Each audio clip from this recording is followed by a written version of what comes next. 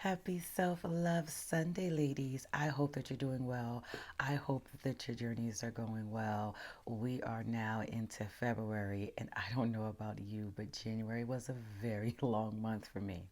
And for those who don't know, my daughter is an all-star cheerleader, so we travel quite a bit from the months of January through about the beginning of May. And on those Sundays, I will not be able to do my podcast or videos because I am the crazy mom who cheers extra loud and proud, so I usually don't have a voice. So I apologize as to why I didn't have a video last Sunday, and I will probably miss a few more Sundays. So, I wanted to come and talk to you about getting back to basics. January not only was a long month for some people, but a very stressful and overwhelming month. We've set so many goals and visions for ourselves for 2020. And when January takes off, people feel a lot of pressure to begin working on those goals that they've set for themselves.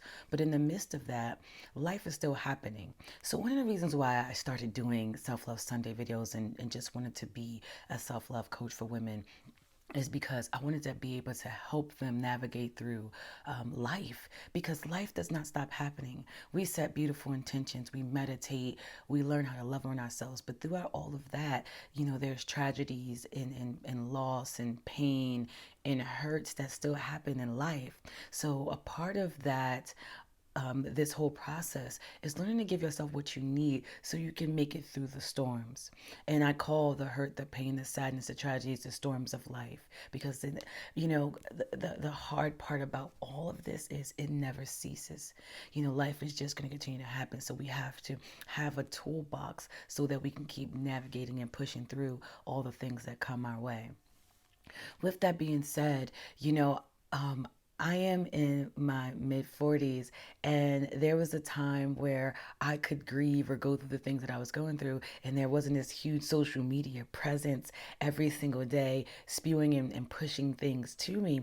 So it was a very different time then where I can allow myself some just a moment to push back. But now we live in a time where social media is ever present and people are on it every single day, and the things that are on social media sometimes really blow my mind. People's personalities blow my mind sometimes, and I'm gonna give you just a few examples.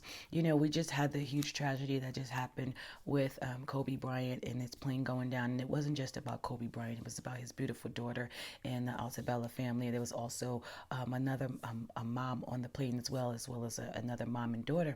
So that type of tragedy and loss triggers a lot for people, typically people who have gone through significant tragic loss, such as myself. So when people are grieving and they're crying and it's the empathy. I know what that feels like to bury a child. I know what that feels like for those who buried a husband. I know what it feels like for those who've lost their wives, right? So it triggers things, and it taps into a place where you say, I know what that feels like. And again, one of the reasons why, I wanted to start doing this is because if I could ever, prevent a woman from feeling the pain that I felt, I want to do that. I know it's not possible at times, but if I can try, I want to do that. So for me personally, just watching has this whole thing unfolded, and people get into this thing where it's more important for them to be right, and they have to give their opinion, and then it becomes this tug of war and battle back and forth between people being upset with people who are upset. And then I saw people posting like, oh, I see all these posts about Kobe Bryant, but they're not posting about our soldiers. And I'm like, okay, so now it's a competition. This is what's going on right now with people. And they have to be right. People are more obsessed with being right than just having the basics of humanity, compassion, and empathy. So we know this, right? We see it unfolding. So when this happens and it's triggering you, you have to kind of come back and pull back to basics. And what I mean by pulling back to basics is, I'm going to give you just a little scenario here. Do you, for those of us who are mothers, do you remember when your child is, they're like 4 and 5 and they're sick and they just need you to hug them and feed them their favorite food and turn on their favorite cartoon so they can laugh, and you just surround them with love and comfort until they're better. You have to go in and give that to yourself. You have to go mother yourself. That's what I mean by getting back to basics. And it's time to withdraw, step away, put yourself in the cocoon and love on yourself just a little bit. Find that favorite funny movie, feed yourself your favorite food. For some people, it's going to the gym and working out or listening to that song. Whatever it is, you have to kind of pull yourself back and bring yourself back to basics and give yourself what you need. I'm going to tell you, I don't discuss a lot um, with general public about when my son was taken from us back in 2010. But I'm going to share one piece of it with you because I'll never forget this.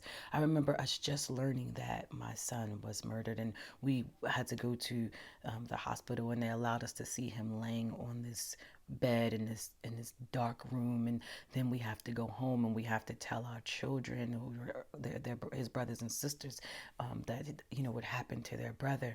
And as we're trying to deal with, and at this point it's not healing, it's really dealing, because you have all these feelings and emotions going on with you, but yeah, you're a mom, so you have to try to keep your kids somewhat in some sort of norm in this situation, right? And then, at the time I was still married to his father, so you have that because that was his best friend, and you feel the weight of the world on your shoulder, and you're trying to maneuver through all of this. And I'm trying to get ready to plan a funeral. I'd never planned a funeral of this magnitude before. He was 25 years old at the time, so, and he had just had a daughter who wasn't even one yet. So you're going through all these feelings and emotions, and I'm like, I gotta tell my job because I still need my job, and it's just overwhelmed with everything that's going on. You got to try to keep all these pieces of this puzzle going together, but yet there is a pain inside you that you can't describe to anybody. Because I don't know about you, but I grew up in church, and I used to hear things like honor thy mother and father and thy days shall be longer.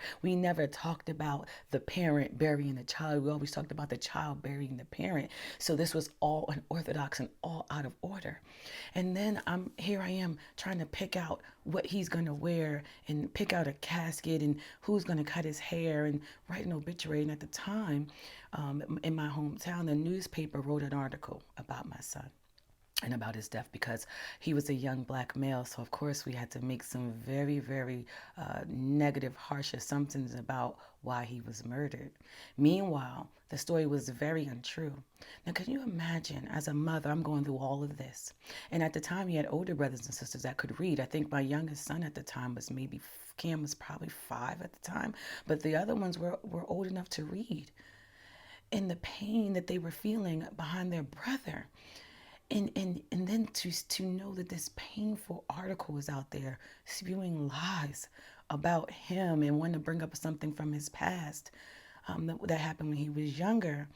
The anger, the hurt, the pain. I remember writing that newspaper, not just the person that wrote the column, but the editor and the owners, everyone, because I needed them to understand we're going through pain.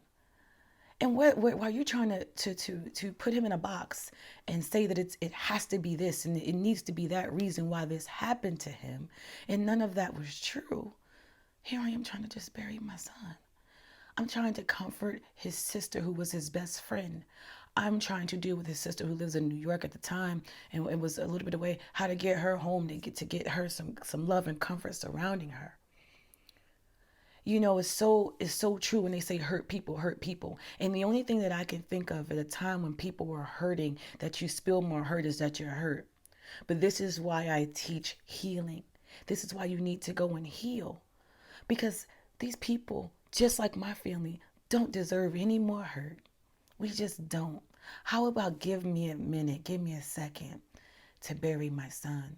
Give me a minute, give me a second to help me deal with my children and work through them in grief counseling. Give me a moment, a second to deal with this father who was his best friend that within the same week learned that he had cancer. Give me a moment and a second to deal with my emotions of having to deal with all of that.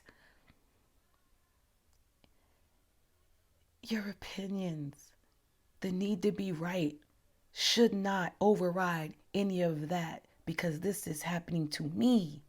It's not happening to you.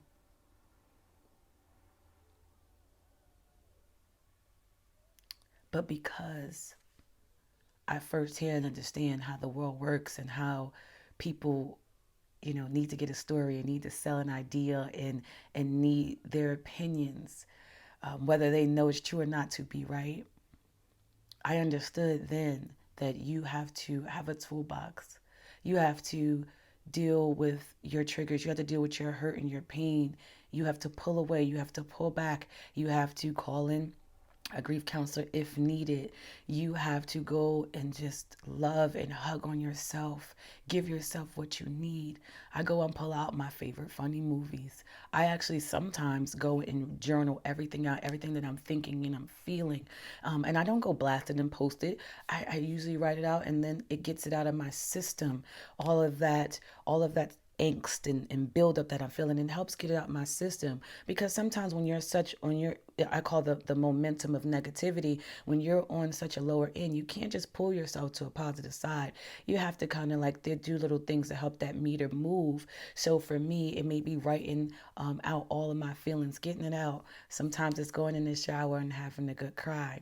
I know that if I find myself becoming a little bit too obsessed with it, alongside of unplugging from social media, I may then reach out to my grief counselor because I realize I have to take care of my triggers. It is no one else's job to do that. I have to do that. So that's what I mean by getting back to basics. Basics for us, there used to not be a time where there was no social media. So basics is pulling back, going and giving yourself what you need to help pull yourself back on the other end of the spectrum from that negative, hurtful, painful place, trying to pull yourself to a place of positivity. And then for me, it's a place of what am I going to do about it, right? So when I lost my son, I refused to let what I call the enemy pull me down and take me and take my family. So I decided to use that, right? I put all of that into my purpose, and I went out and I gave more of myself away to other women. But during this time, I was also healing too. I want to make that clear, working through my healing. So I decided to use my pain. The same thing I always say in July when I lost the man who I truly, truly love with all of my heart. Although not being married, I still loved him more than anything. I took that and it pushed me back into this because I was doing videos before, but saying, I remember the dreams and things that we talked about. So I allowed that to push me back into living full so that when I leave this earth, I leave completely empty, giving myself away. I've lived my purpose. So, but that's my way. And I'm not saying that my way is the way that for you. However, I will say that the healing, whatever you need to do to heal, whether it's going to talk to a grief counselor, give yourself what you need, love on you, get back to basics. Remember what it's like for my moms when your child is sick and you go and give them all the love they need till they get better. Go in and give that to yourself. If you don't have children, remember a time when you were young and you were sick. And even if you didn't have someone to give you what you need, you know you needed to be surrounded with love and just hugs and your favorite cartoon. You have to go in and give this to yourself. And you have to learn when it's time to step back and step away and maybe unfollow some people for a little while. And know that it's all okay to give yourself what you need to heal so you can go out after you give yourself all the love you need and give this world what it so desperately needs. And it needs empathy, love, and compassion. It is missing. It is missing. It is missing, and it takes each and every person who can hear my voice, each and every person who comes across this video to understand that it takes you. You can't look for the government. You can't look for anybody else to get it. It takes you. Heal and love yourself so you can go give this world what it needs. It is missing. I love you for listening today. I hope you have a beautiful rest of the day. If you have any questions or want to talk, feel free to reach out to me, moesassfitness@gmail.com. I'm also on Instagram and Facebook, Moe Sass Fitness LLC. Have a wonderful, wonderful rest of your Sunday.